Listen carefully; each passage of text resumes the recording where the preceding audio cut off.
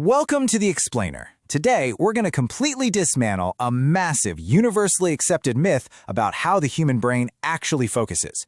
If you've ever found yourself just staring at a blank wall, totally struggling to concentrate in a perfectly quiet room, well, you're definitely going to want to pay close attention to this.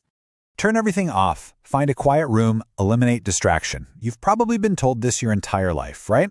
I mean, it sounds completely obvious. It's literally the classic, universally accepted advice for getting deep work done.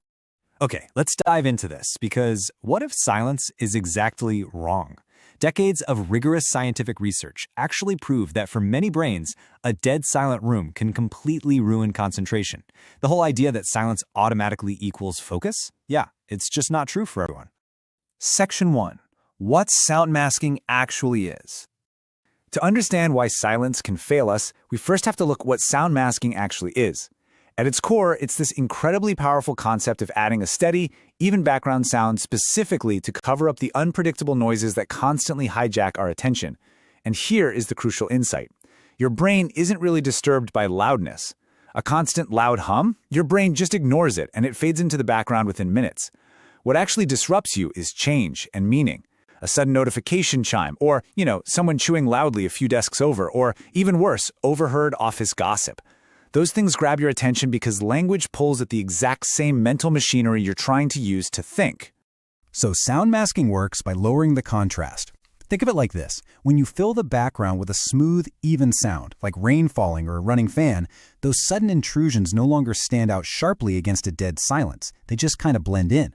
Your attention stops getting yanked away because the contrast between silence and the interruption has been dramatically lowered. It's like turning down the glaring brightness on a screen. Section 2. The surprising science when noise helps the brain. Now, here's the counterintuitive plot twist. Sound doesn't just hide distractions, it can actively stimulate an under-aroused brain. It doesn't just mask, it actually stimulates. And this brilliantly illustrates a really cool concept from physics and signal processing called stochastic resonance. Basically, it's a phenomenon where adding an optimal amount of random noise to a system actually makes weak, below-threshold signals detectable. In neuroscience terms, adding external auditory noise gives you beneficial internal neural noise, which helps your underactive brain circuits cross the thresholds so they can actually fire. Which brings us to the Moderate Brain Arousal, or MBA, model. This was developed by researchers Goran Soderlund and Sverker Sikstrom. They propose that the optimal amount of noise you need depends heavily on your brain's baseline dopamine levels.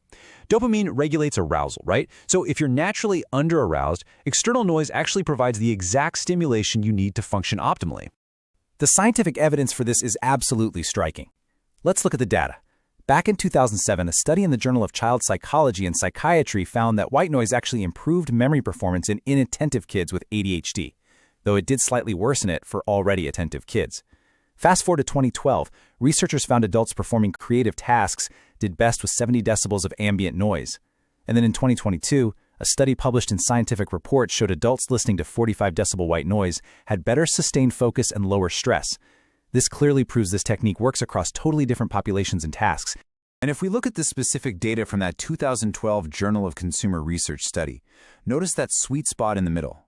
70 decibels of ambient noise, which, to put that into perspective, is roughly the murmur of a busy cafe, created just enough productive difficulty to nudge the mind into abstract creative processing, compared to a quiet 50 decibels. But if you crank it up to 85 decibels, performance completely falls apart and is totally impaired. So it's all about finding that precise middle ground. Section 3. The inverted U and neurodiversity. So, you might be wondering, why does the exact same coffee shop background noise drive some people absolutely crazy while helping others lock in perfectly? Well, it all comes down to the inverted U arousal curve. Psychologists show that performance climbs with arousal up to a sweet spot right in the middle of this curve, and then it falls off into overwhelm. Background sound is essentially your personal dial to reach that peak. This means that if you have an under-aroused brain, like a lot of people with ADHD, you actually need more background noise to hit that peak arousal. On the flip side, if you have a well-regulated neurotypical brain that's easily stimulated, you might need less noise or even total silence. And here's the thing, whether you need noise or silence, neither brain is broken. You literally just sit at entirely different starting points on the exact same curve. Section 4. Your optimal focus toolkit, putting it into practice. Now that we know the science, let's put it into practice and customize this cognitive tool for your own daily life. First off, you absolutely must match the sound to the task. For routine or creative tasks, moderate noise is fantastic. But for really demanding tasks that lean heavily on reading, writing, or, holding words in your head, you absolutely must use lyric-free, non-speech sounds. Lyrics and overheard conversations about someone's crazy weekend, they directly compete for your verbal working memory. So, keep it to steady sounds like rain or broadband noise. So the crucial point is getting the volume right. You really want to aim for roughly 45 to 70 decibels, depending on the task. That's somewhere between a quiet room and a lively cafe. A good rule of thumb, if you find yourself listening to the sound instead of through it, it's too loud. And please, make sure you don't blast it so loud that you strain your hearing. We want to stimulate your brain, not deafen it. Keep it safe, for sure. I want to challenge you to run a 1-week self-experiment. Step 1. Alternate your work sessions between silence and sound. Step 2. Track when your mind wanders. And Step 3. Find your personal sweet spot. Personal data always beats any general rule because, as we've learned, everyone's dopamine baseline is completely different.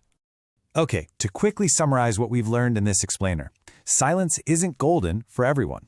Sound masking perfectly hides those intermittent, meaningful distractions. Through stochastic resonance, the right noise literally boosts brain arousal. And finally, a moderate layer of sound pulls many drifting brains right into the focus sweet spot. But your optimal noise level is highly, highly personal. So, I have to ask, will you work in silence tomorrow, or will you turn up the noise? Let me know your preference in the comments. If this explainer changed how you think about focus, please subscribe and be sure to check out our companion explainer where we rank white, pink, and brown noise. See you next time.